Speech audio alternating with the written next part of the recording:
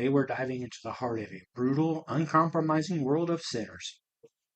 The latest from director Ryan Coogler, fueled by gripping performances from Michael B. Jordan, Delroy Lindo, and Haley Steinfeld. This is a story where loyalty is tested, power is dangerous, and every decision has weight. It's intense, it's relentless, and it pulls no punches. Let's get into Sinners and see what this world is really made of. Sinners opened in theaters on April 18th, 2025, with a budget ranging from $90 to $100 million. During its 12-week theatrical run, it earned $278.4 million domestically and $87.3 million internationally, making a worldwide total of $365.7 million. Its opening weekend, which happened to be Easter weekend, saw it earn $55.8 million, finishing number one in the box office, ahead of the likes of Warfare, The Amateur, The King of Kings, and a Minecraft movie, numbers 5 through 2, respectively. Its final week in theaters saw it earn $252,043, finishing its box office run at number 17. In 1932, identical twins and World War I veterans Smoke and Stack Moore returned to Clarksdale, Mississippi after years spent working for the Chicago outfit. Using money stolen from gangsters, they purchased a sawmill from racist landowner Hogwood to start a juke joint for the local black community. Their cousin Sammy, an aspiring guitarist, joins them despite his pastor father Jedediah's warnings that blues music is supernatural. Stack meets his white-passing ex-girlfriend Mary, who resents Stack for abandoning her out of protection. The twins recruit pianist Delta Slim as a performer, local Chinese shopkeeper couple Grace and Bo Chow as suppliers, field worker Cornbread as a bouncer, and Smoke's partner Annie as a cook. Annie believes her hoodoo practices kept the twins safe, but Smoke doubts them for not preventing their infant daughter's death. Meanwhile, Irish immigrant vampire Remick shelters from Choctaw vampire hunters with a married Klansman couple whom he turns into vampires. On the joint's opening night, Sammy, Delta Slim, and Pearline, a singer with whom Sammy becomes enamored, perform on stage. Sammy's music is transcendent, unknowingly summoning spirits from both past and future to join the crowd. However, the performance also attracts Remick and his vampire thralls, who offer money and music in exchange for entry. Smoke, suspicious, refuses. The twins realize that their patron's reliance on company script make it impossible for the joint to be profitable. Reasoning with Stack that the outside income is necessary, Mary meets Remick outside, where she is turned. Returning inside, she seduces and fatally bites Stack. Sammy and Smoke discover them. Smoke shoots Mary, but she is unaffected and escapes. Outside, Remick turns Cornbread. Smoke closes the joint early as the patrons and Bo leave. The vampires turn them. Stack revives as a vampire but flees after Annie repels him with pickled garlic juice. Annie realizes their assailants are vampires and tells the survivors how to deter and defeat them, and that killing Remick will not revert his thralls back to human. Although Remick shares his thralls' memories, their personalities remain intact. Still unable to enter the joint, Remick promises to leave in exchange for Sammy, whose musical skills he wants to use to summon the spirits of his lost community. He reveals that Hogwood heads the local clan and plans to attack the joint at dawn, then invites the survivors to join him as his thralls, saying that vampirism offers immortality and freedom from persecution. They refuse, and Remick threatens to attack the Chow's daughter Lisa at their home. Enraged by the threat, Grace invites the vampires into the joint, and a fight ensues. Grace, Bo, Annie, and Delta Slim are killed as a result, while Mary escapes and Remick turns Perline. Smoke fights and defeats Stack, and then assists Sammy in defeating Remick and his thralls, who are all incinerated by the light of the sunrise. Smoke sends Sammy home before he kills Hogwood and his men, but is fatally shot. He sees the spirits of Annie and their daughter as he dies. Meanwhile, Sammy travels to Chicago despite his father's plea to seek salvation and becomes a successful blues musician. 60 years later, an elderly Sammy is visited by an ageless Stack and Mary after performing at his blues club. Stack reveals that Smoke spared him at the joint on the condition that Sammy would live in peace. After declining the couple's offer of immortality, Sammy performs for them. As they leave, Sammy admits that despite being haunted by that fateful night, until the violence, it was the greatest day of his life. Stack agrees since it was the last time he saw Smoke or the sun, and the only time they were all truly free. Now let's look at the cast and some of their other roles. Michael B. Jordan as both Smoke and Stack. Other roles for Michael B. Jordan include Eric Killmonger in Black Panther, Adonis Johnson in the Creed series, and Johnny Storm in 2015's Fantastic Four. Haley Steinfeld as Mary. Other roles for Haley Steinfeld include Maddie Ross in 2010's True Grit, Vi in the TV show Arcane, and Charlie in Bumblebee. Miles Catton as Sammy Moore. This was Miles Catton's first ever role, and as of me recording this video, he has nothing coming out anytime soon. Buddy Guy as the elderly Sammy. This has been Buddy Guy's only role. He is best known as a blues musician. Jack O'Connell as Remick. Other roles for Jack O'Connell include Brett in Eden Lake, Sir Jimmy Crystal in 28 Years Later, and Peter Collins in Ferrari. Wunmi Mosaku as Annie. Other roles for Wunmi Mosaku include B-15 in Deadpool and Wolverine, Beryl in Fantastic Beasts and Where to Find Them, and Ruby Baptiste in the TV show Lovecraft Country. Jamie Lawson as Perline. Other roles for Jamie Lawson include Bella Real in The Batman, Shantae in The Woman King, and Alicia in How to Blow Up a Pipeline. Omar Miller as Cornbread. Other roles for Omar Miller include Charles Green in the TV show Ballers, Soul George in 8 Mile, and Carol in Get Rich or Die Trying. Delroy Lindo as Delta Slim. Other roles for Delroy Lindo include Beta in Up, Detective Roland Castlebeck in 2000's Gone in 60 Seconds, and Bo Catlett in Get Shorty. Peter Drymanis as Bert. This has been Peter Drymanis' only role. He is best known as one of the singers in the alternative rock band July Talk. Lola Kirk as Joan. Other roles for Lola Kirk include Greta in Gone Girl, Haley Rutledge in the TV show Mozart in the Jungle, and Judy Downing in American Made. Lee Jun Lee as Grace Chow. Other roles for Lee Jun Lee include Rose Cooper in the TV show The Exorcist, Teresa in Construction, and Alma in Alma and the Wolf.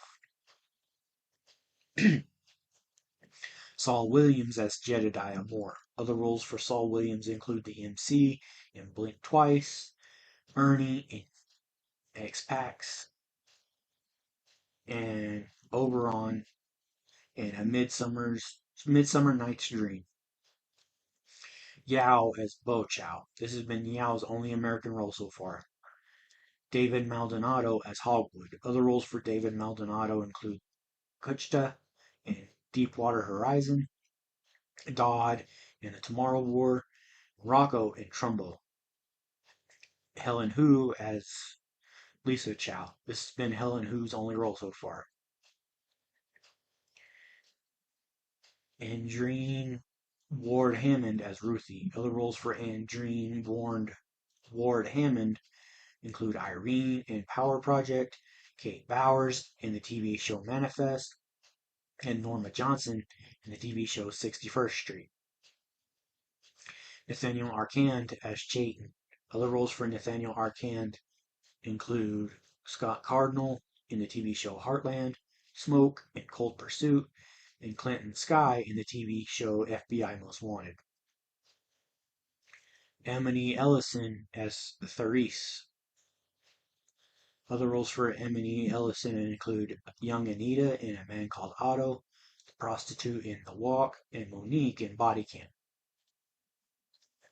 It's an interesting start by having us see a man walk into a church bloody and beaten, holding a bloody guitar, and then to get a line of text saying one day earlier. Something tells me it's going to be a wild ride between the day before and that opening scene. Michael B. Jordan playing twins and both characters having unique mannerisms is already great just from that first scene we see the twins. I really like it how it seems the plot is centered around music just based on what we've seen from Sammy and his father. Michael B. Jordan as Smoke is calm, cool, and collected and a smooth talker too. When he's talking to the girl about watching the truck just shows how charismatic Michael B. Jordan truly is. I love when movies have one long continuous shot and the one of Lisa leaving the store to go get her mom. And her mom walking back to Smoke is no exception, with with the strings of a banjo behind it is truly amazing. If that's actually Miles Catton singing, I could actually see him being really any African American male singer in a biopic. Such a soulful voice. I like that the blues music is basically its own character in the film.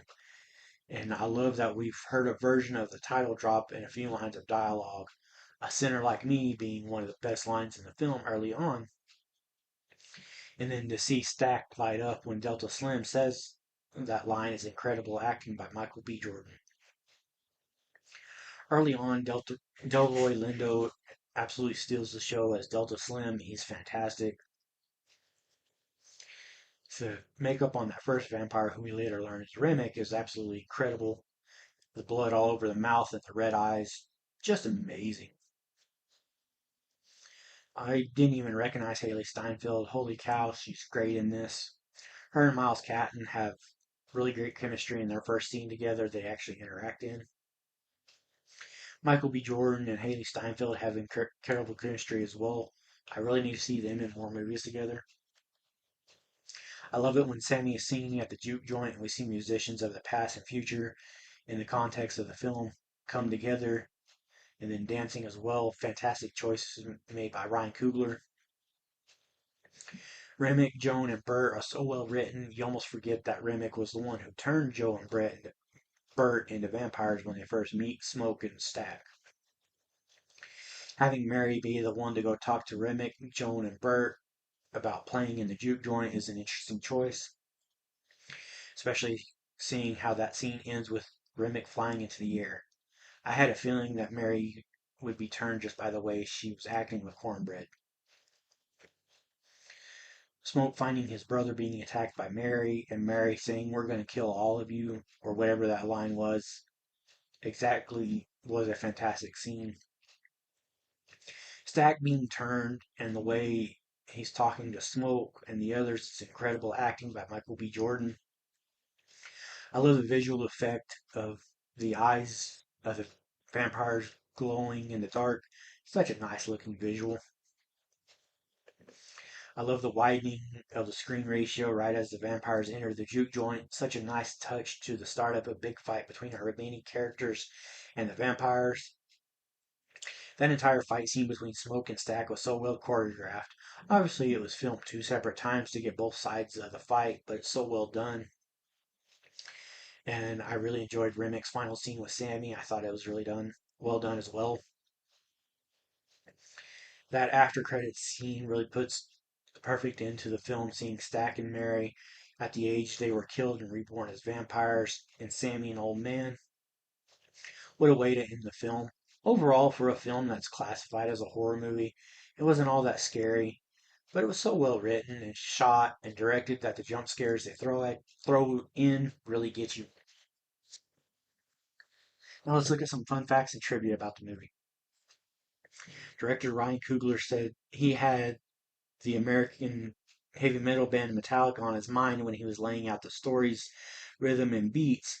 I wanted the movie to have the simplicity and simultaneously the profound nature of a Delta blues song, but I wanted it to have the contrast, variation, and the inevitability of a great Metallica song like One, he says. One is the signature song from the band's 1988 album And Justice for All. It starts off almost like an easy listening solo, you know what I'm saying? And then it just goes batshit insane in a way you could never have seen coming, and at the same time, it felt like it was going there all along. Coogler says. The movie's basically that. Lars Ulrich, the drummer for and one of the founding members of Metallica, is credited as one of the drummers in this movie's scoring orchestra. Director Ryan Coogler was asked about whether he considered a potential sequel. Although it was an idea he never thought about, the director elaborated on how he wanted to work on something original after having done so many franchise projects. He then explained that his intention for the film was to feel like a full meal and would be a finished thing. I never think about that. I've been in a space of making franchise films for a bit, so I wanted to get away from that. I was looking forward to working on a film that felt original and personal to me and had an appetite for delivering something to audiences that was original and unique. I wanted the film movie to feel like a full meal. Your appetizers, starters, entrees, and desserts. I wanted it all there. I wanted it to be a holistic and finished thing. That's how I was asked all about it. That was always my intention. Jack O'Connell signed on despite only getting to read the script once, as his character would be singing Irish folk music, a dream come true for a fan of the genre. Director Ryan Coogler said his two biggest influences for the film were From Dusk Till Dawn and The Faculty, both directed by Robert Rodriguez. Ryan Coogler explained in an interview that Remick was partially inspired by the character Death in Puss in Boots: The Last Wish, noting both his eyes and demeanor. Director Ryan Coogler was impressed by Miles Catton's audition tape from the very beginning. He was just in the dark, like he didn't turn his lights on, Coogler said. Something about that was like so intriguing. This kid looked like he was in a basement, like in between homework assignments, but he had this voice, a once in a lifetime voice. Michael B. Jordan admitted he was never a horror movie fan, which motivated him to dive into the film. I wanted to do this partially to help take the edge off a little bit. I was like, maybe if I do know how it's done and I'm in it, I might like horror movies a little bit more, he says. I do like them a lot more. I just want to say that. Miles Catton stated in interviews that he learned to play the resonator blues guitar for this role. Catton spent 2 months learning the guitar before filming. He would ride the Amtrak train between New York and Philadelphia to receive lessons from Randy Boland, a Philadelphia-based guitarist. The working title for this film was Grilled Cheese. Director Ryan Coogler explained it by saying that while his previous films are comparable to cooking complicated dishes, Sinners is more of a simple, enjoyable dish that anyone can enjoy. Haley Steinfeld wrote and recorded the original song Dangerous for the film. Almost all the wide shots of the important characters include big black birds flying about or sitting on rooftops. Some of the costume worn by extras and Sinners were originally made for the Blade film. Marvel Studios sold all the costumes to the production team behind Sinners.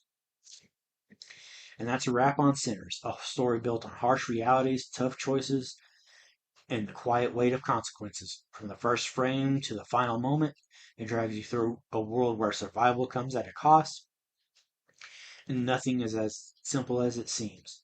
Some films let you escape. This one makes you sit with the uncomfortable truths. Thanks for watching Movies on the Brain. I'm Jason. Until next time, stay sharp, because in a world like this, no one walks away clean.